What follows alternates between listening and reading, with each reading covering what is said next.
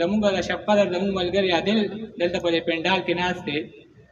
دغه شعرونه د هغوی ته ډالۍ وي چې مور چې مې نظر په المارو کې اچولی دی، اوس مې ستا تصویر د کار جامو کې اچولی دی. مور چې مې نظر په المارو کې اچولی دی، اوس مې ستا تصویر د کار جامو کې اچولی دی. او مینه او مذهب مې دواړه یو ځای له راوستي دي، ستا د زلفو تار مې په تسبو کې اچولی دی.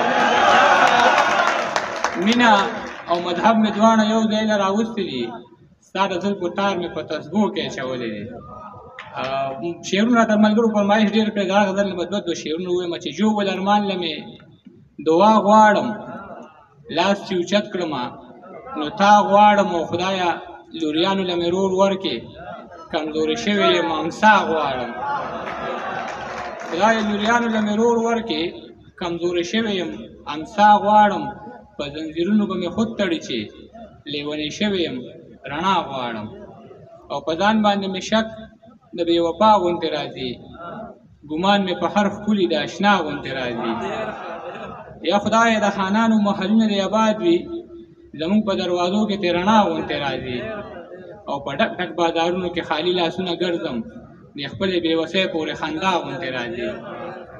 او ته غوږ کېږده بچیه چې دا بیا چېرته اوربل دی، دا چغې خو زمونږ د پښتونخوا غوندې راځي. ته غوږ کېږده بچیه چې دا بیا چېرته اوربل دی، دا چغې خو زمونږ د پښتونخوا غوندې راځي.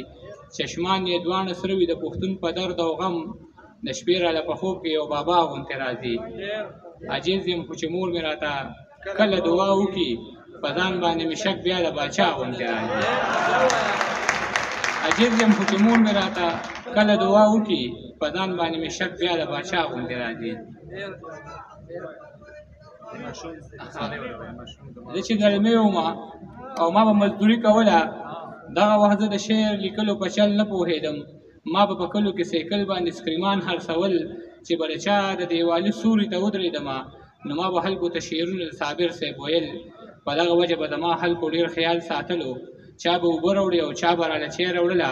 په ما د دې ژبې د هغه وخت نه ډېر احسان دی. یو ځل یو کلي ته خولې خولې ورننوتم، دومره خولې وم چې جامو کې مې وچ تار نه و، چې ودرېدو له مې د سر سوري پیدا نه کړلو. د خوددارۍ د دروازې قبضې مې ماتې کړلې، نو د خانانو په حجره باندې ورننوتم، د یوې ګورې ونې سوري لاندې ودرېدمه. یو دروند سړي د برنډې نه دا اواز راکړه، راځه زلمیه کټ ته کښېنه لږه ساه سمه کړه. چې کټ کې کښېناستم او ساه مې لږه سمه کړه، نو دغه سړی چې د حجرې نه په وتو کې شولو، نو د یو ځوان ته اشاره وکړه، ورته یې داسې وویې لاړ شه او دله د روټۍ څه بندوبست وکړه.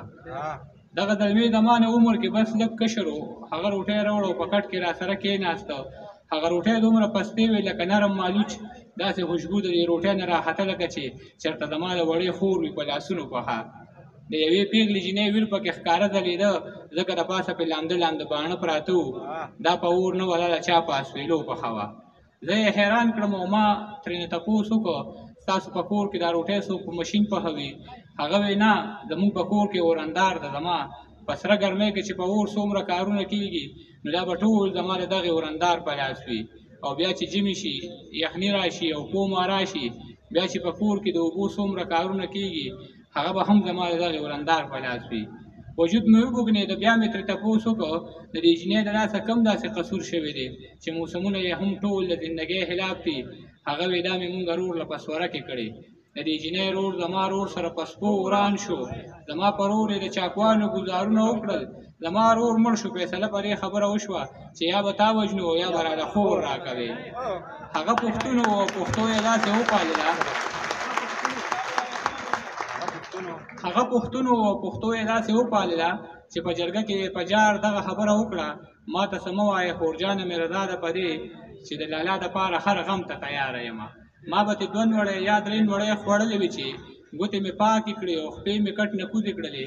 د دغه هر څه نه زما د ویښ ضمیر غوږو ته یو جړغونې شاهنواز راته او دا یې ویل خان او مولا له زیرې ورکې، څوک مې بابا له زیرې ورکې، د جنګ بلا له زیرې ورکې او زما لالا له زیرې ورکې، په سپو مینه زه دې خاورې دې کړم.